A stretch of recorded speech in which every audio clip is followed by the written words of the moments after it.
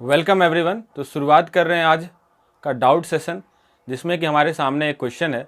Basically ये question plant kingdom के bryophytes division के मॉसेस पार्ट से उठाया गया है। ठीक है, let us read the question first of all.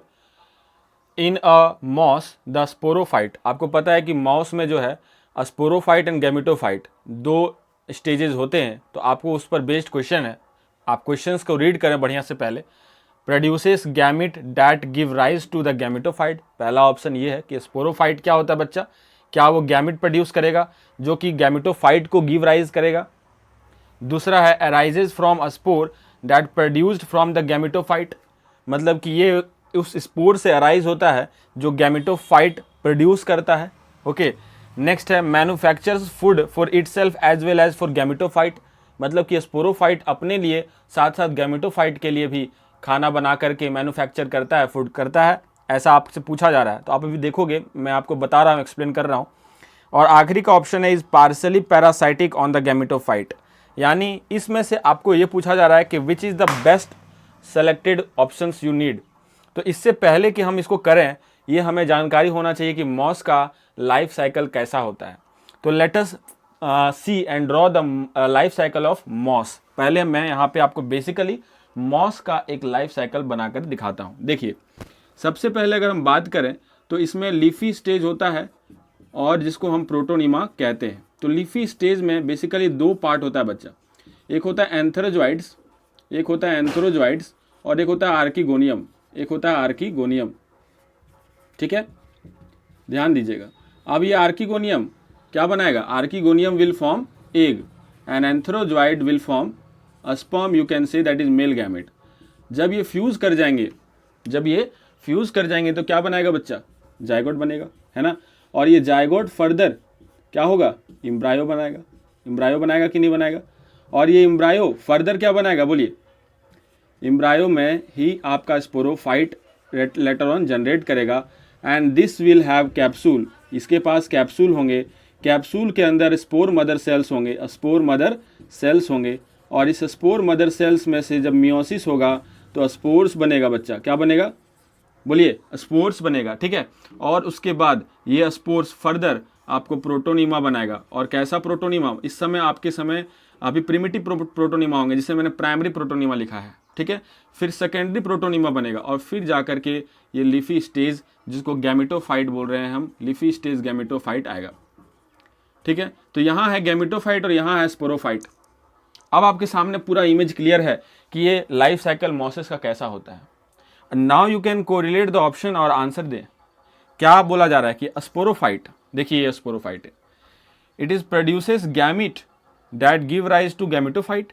ये गैमिट प्रोड्यूस कर रहा है क्या, गैमिट प्रोड्यूस कर रहा है ये, बिल्कुल नहीं। आप देख पा रहे होंगे, तो ये ऑप्शन गलत हो गया। दूसरा ऑप्शन है बच्चा कि अराइजेज फ्रॉम अ स्पोर, ये स्पोरोफाइट जो है उस स्पोर से अराइज हो रहा है जो प्रोड्यूस्ड फ्रॉम द गैमेटोफाइट, जो गैमेटोफाइट प्रोड्यूस कर रहा है।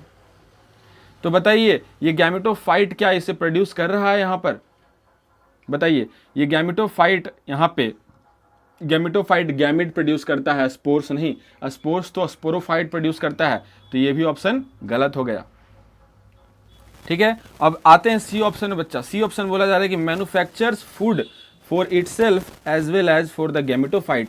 अरे बाबा, आपको पता है कि स्पोरोफाइट जो होता है, स्पोरोफाइट जो होता है in case of bryophyte, in case of mosses, sporophyte in mosses is not independent. ये इंडिपेंडेंट नहीं होता है, अपना खुद का एग्जिस्टेंस इंडिपेंडेंट नहीं होता है।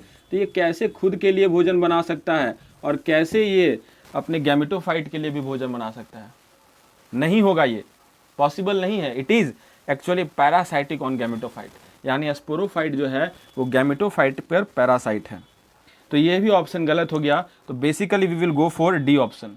हम किस ऑप्शन के पीछे जाएंगे, डी ऑप्शन के लिए। अब यहाँ बात आता है, one thing to be noted, कि पार्शियली पैरासाइटिक पूछा है। तो आपको मैं बता दूं, ये ऑप्शन और ज़्यादा करेक्ट बनाना है तो you will have to do कि partially as well as completely parasitic. कुछ कुछ ऐसे भी मॉसेस हैं जिसमें कि पूरी तरह से पैरासाइटिक होता है स्पोरोफाइट, पूरी तरह से पैरासाइटिक होता है स्पोरोफाइट। तो आई होप बच्चा कि ये चीज़ें आपको समझ में आ गई होगी। ठीक है, and the life cycle of moss is also clear, and I hope the question is very much clear to you. and next question we will do the next. So welcome, now this is our second question written on the board बच्चा. चलिए देखते हैं. दूसरा question है, which one of the following is common to multicellular fungi, filamentous algae and protonema of mosses. तो जो लोग भी मेरे रेगुलर क्लास अच्छे से अटेंड करते हैं, अटेंटिव रहते हैं, वो तो अभी तक इसको पूरी तरह से क्वेश्चंस कर चुके होंगे, है ना. लेकिन डाउट को मैं यहाँ पे क्लियर करने आया हूँ बच्चा. तो आपको मैं ये समझाना चाहता हूँ कि इसमें से पूछा क्या गया है. पूछा जा रहा है कि एक फंजाई है, मल्टी सेलुलर फंजाई है, एल्गी है और मॉस है. मतलब आप समझो कि फंजाई आ गया माइकोटा किंगडम से, फंजाई किंगडम से, एल्गी आ गई प्लांट किंगडम से, और mosses bryophytes division plant kingdom से. तो पूछा जा रहा है कि they have diplontic life cycle. तो आपको ये पता होगा कि डिप्लॉन्टिक लाइफ साइकिल किसका किसका होता है. तो डिप्लॉन्टिक लाइफ साइकिल आपका केवल और केवल किसका किसका होता है बच्चा, बताइए. एंजियोस्पर्मा, जिम्नोस्पर्मा, ओके, और फ्यूकस. फ्यूकस एक्सेप्शन है, ये याद करवाया था आपको कि फ्यूकस इज एक्सेप्शन और ये एक्सेप्शन है. बाकी मेनली अगर आप कहो तो जिम्नो और एंजियो के ही डिप्लॉन्टिक लाइफ साइकिल होते हैं. तो इसमें से आपका ये ब्रायोफाइट, जिम्नो एंजियो तो है नहीं, एल्गी थैलोफाइटा है. इसका मतलब कि इस थैलोफाइटा का हैप्लॉन्टिक लाइफ साइकिल होगा, ब्रायोफाइटा का हैप्लोडिप्लॉन्टिक होगा. ठीक है, तो यहाँ पे डिप्लॉन्टिक लाइफ साइकिल सबकी होना तो पॉसिबल ही नहीं है. मेंबर्स ऑफ किंगडम प्लांटी मैंने पहले ही आपको क्लियर कर दिया कि ये फंजाई जो है वो माइकोटा किंगडम से है, दैट इज फंगल किंगडम से है, तो ये भी नहीं होना है. मोड ऑफ न्यूट्रिशन इनके क्या है, कॉमन है, सबके मोड ऑफ न्यूट्रिशन सेम है, बिल्कुल नहीं. फंजाई के सेप्रोफाइटिक मोड ऑफ न्यूट्रिशन होते हैं, एल्गी के ऑटोट्रॉपिक मोड ऑफ न्यूट्रिशन होते हैं. तो इस तरह से मोड ऑफ न्यूट्रिशन भी कॉमन नहीं है. बच क्या रहा है, मल्टीप्लिकेशन बाय फ्रेगमेंटेशन. यस, ये तीन जो फंजाई हैं, फिलामेंटस एल्गी है, मॉसेस है, इनका जो मल्टीप्लिकेशन होता है वो फ्रेगमेंटेशन से होता है बच्चा. अब मैं बोल क्यों रहा था कि जो लोग मेरे रेगुलर क्लास अटेंड करते हैं वो लोग इसका आंसर दे पाएंगे आसानी से. क्यों बोला, क्योंकि आपको याद कीजिए चैप्टर नंबर 1 में मैंने आपको समझाया भी था. जो लोग नए हैं वो जान लीजिए, चैप्टर नंबर 1 में आप चले जाइए पेज नंबर 4 पे, पेज नंबर 4 पे पैराग्राफ नंबर 2 पे, पैराग्राफ नंबर 2 के 8th या 9th लाइन में, 8th या 9th लाइन में आप चले जाइए, आपको ये लाइन पूरा मिल जाएगा. चैप्टर 1 क्लास 11 बच्चा, आप वहाँ जाके पेज नंबर 4 निकाल के पैराग्राफ 2 का 8वां या 9वां लाइन जाके पढ़ेंगे तो वहाँ आपको लिखा मिलेगा फ्रेगमेंटेशन जो है मेनली सीन इन, ये 3 एग्जाम्पल दिए जाते हैं, फंजाई का, फिलामेंटस एल्गी का एंड प्रोटोनिमा ऑफ मॉसेस का. और इसको मैंने ट्रिक से याद भी करवाया था, डेट इज़ FFP याद करवाया था. याद होगा, जो लोग रेगुलर क्लास अटेंड करेंगे उनको पता होगा, that is fungi, filamentous algae and protonema of mosses. तो इस तरह से हमारा आंसर जाएगा बच्चा D option, that is multiplication by fragmentation. तो ये आई होप ये क्वेश्चन आपको पूरी तरह से क्लियर होगा. And the next question we will do is, welcome everyone, doubt number 3. चलिए क्वेश्चन पढ़ते हैं. Which one of the following matches is correct. इसमें से आपको सही ऑप्शन चूज करना है. Let us read. अल्टरनेरिया, क्या बोला जा रहा है इसके बारे में कि सेक्सुअल रिप्रोडक्शन एब्सेंट, और ये कहाँ बिलोंग कर रहा है, किस पर्टिकुलर ग्रुप से बिलोंग कर रहा है, ये बोल रहा है आपको ड्यूट्रोमाइसेटिस. चेक कर लिया आपने, सही है या गलत आपको चेक करना है. पहले मैंने आपको ऑप्शंस पढ़ा ले रहा हूँ, ठीक है, पहले आप ऑप्शन पढ़ लो. Mucor, reproduction by conjugation, ascomycetes. Agaricus, ये ऑर्गेनिज्म का नाम इस तरफ दे रखा है, इसका पर्टिकुलर कैरेक्टरिस्टिक्स फीचर्स यहाँ बीच में दे रखा है, और उसको कौन से ग्रुप में रखा गया है, फंजाई के सारे ग्रुप हैं और फंजाई के ही सारे ऑर्गेनिजम्स है. तो आपको चेक करना है कि ये पर्टिकुलर अपने अपने ग्रुप में सही रखे हुए कि नहीं. तो ये हो गया reproduction by conjugation, mucor, ascomycetes, ठीक है. Agaricus, parasitic fungus, basidiomycetes check करना है आपको, और phytophthora and aseptate mycelium, basidiomycetes. तो चलिए चेक कर लेते हैं एक बार. तो अल्टरनेरिया जो है वो आपका किससे बिलोंग करता है, राइट है, ड्यूट्रोमाइसिटिस से बिलोंग करता है. वेरी गुड, ये सही है, ड्यूट्रोमाइसिटिस से ही बिलोंग करता है, ठीक है. और इसके सेक्सुअल रिप्रोडक्शन भी हमें अननोन है, या यू कैन से एब्सेंट है, ये भी सही है. तो बेसिकली अभी पहला ऑप्शन पढ़ने से ही लग रहा है कि दिस इज करेक्ट, लेकिन आपका ये कर्तव्य बनता है कि आप अंतिम के सारे ऑप्शंस तक जाएं और उसमें सारे गलती सही सब कुछ देखें. लास्ट में आपका ये होता है सही डिसीजन लीजिए, लास्ट में, बिल्कुल लास्ट में आपको सही डिसीजन लेना है. फिलहाल अभी देखने पढ़ने से तो लग रहा है कि ऑप्शन 1 इज राइट, लेकिन we will go ahead also, ठीक है, हम आगे बढ़ेंगे. अब आता है म्यूकर. तो म्यूकर में रिप्रोडक्शन बाय कंजुगेशन होता है, ये भी सही है, आपने पढ़ा होगा. कि म्यूकर में जो है रिप्रोडक्शन होता है, एसेक्सुअल रिप्रोडक्शन होता है, and that is by conjugation.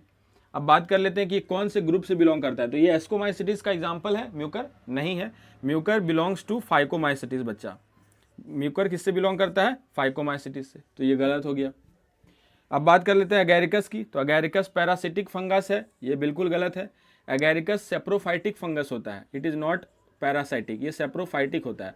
बाकी ये बेसिडियोमाइसिटिस, ये सही है। तो एक भी गलत हुआ तो पूरा ऑप्शन तो गलत हो गया ना, यानी कि option number 2 and option number 3 तो गलत हो गए।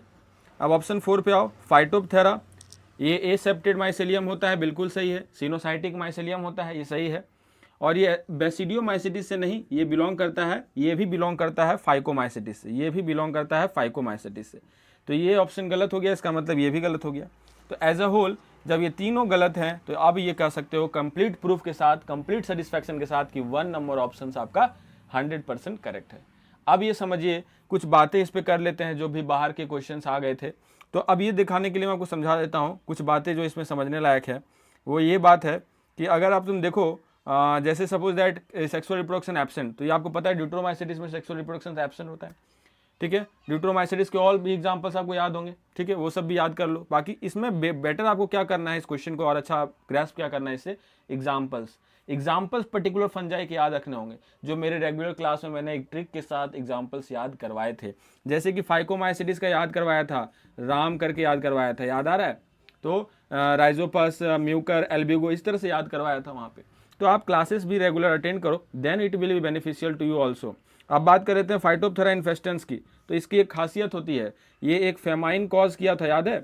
इससे एक हमारा जो है भुखमरी हमारा छा गया था पूरे विश्व में, नहीं कह सकते हैं। It is basically in the case of other countries also.